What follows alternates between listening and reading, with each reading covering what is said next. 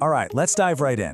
We're going to talk about the psychology of small talk and, why for so many of us it feels like this soul-crushing chore. Let's get into what's really going on inside our heads. I mean, if you have ever felt that little internal cringe when somebody asks about the weather or, your weekend, this is for you. And the thing is, this feeling, it goes so much deeper than just being a little shy or introverted. Okay, let's just get one thing straight right off the bat. If you hate small talk, it does not mean there's something wrong with you. It's not some kind of character flaw. Actually, it's probably a sign of how your brain is wired. So, what is that wiring all about? Well, it turns out your brain might just be, hungry. It's craving something with a little more substance, Something it can really chew on. So the main idea here is something called need for cognition. It's just a fancy way of saying that some people's brains genuinely enjoy the heavy lifting of thinking. They love to unpack complex ideas. They like solving tricky problems, finding patterns. It's like a mental workout that they find super satisfying. And this is the whole key, right here. When your brain is wired for that kind of deep thinking, a surface-level conversation about your weekend plans, it just doesn't trigger the reward centers. You get absolutely no hit of dopamine. That's that feel-good chemical our brains release. It's kind of like trying to feed a gourmet a plain, dry cracker. It's just not going to cut it. And this just lays it out perfectly, right? On one side, you've got surface chat. It's predictable, it follows the same old script, and for a brain with a high need for cognition, you get zero dopamine. But deep conversation, that's complex, it's full of new ideas, and that is what gets the dopamine flowing. But here's the thing. It's not just that small talk is boring or unfulfilling. For a lot of people, it is genuinely tiring. It actually feels like hard work. It's a really fair question, isn't it?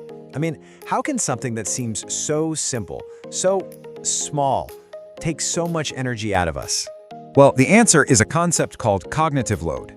Just think of it like the amount of processing power your brain is using at any one time, kind of like the RAM on your computer. And what's wild is that navigating the shallow waters of small talk can totally max out your mental RAM. And this is why that cognitive load gets so high. You're not just having a chat, you are actively performing. You're putting on a show, and that takes a ton of mental resources. So let's break down what that performance actually looks like. Okay, first, you're running that pre-written social script, right? How are you? Fine, you? Nice weather.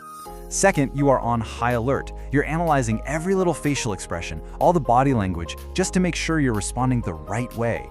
And third, and this might be the most draining part of all, you're constantly managing this nagging internal feeling that none of this is real. And that feeling of inauthenticity, that brings us to the hidden cost of small talk. It's not just draining your brain power, it's draining you emotionally too. This phrase really captures it perfectly. A tiny betrayal of your authentic self. Every single time you just smile and nod when you'd really rather be talking about something real, it feels like this small compromise, doesn't it? A tiny betrayal of who you actually are. So here's the bottom line. The exhaustion isn't just from the mental gymnastics of the performance. It is from the emotional effort of constantly pushing down your authentic self. That friction between who you are and who you're pretending to be in that moment is just profoundly tiring. So what do we do with all this? It's really about reframing how you see yourself and what you need from a conversation. This isn't some weakness you have to manage. It's a preference that you need to understand. Which brings us right back to that core idea. Your brain isn't broken. It's not antisocial. It's just hungry. It is starving for a meaningful, complex, and authentic connection.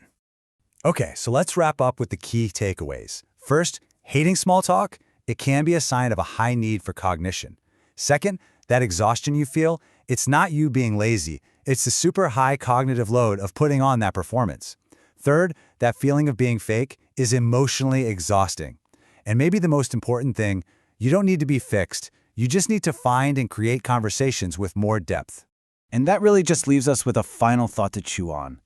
Understanding the why behind all this is great, but the real change happens when we think about what now. So what if instead of asking, how was your weekend, we started asking things like, what's something interesting you've been thinking about lately? What if we just decided to feed our brains and the brains of the people around us exactly what they're starving for?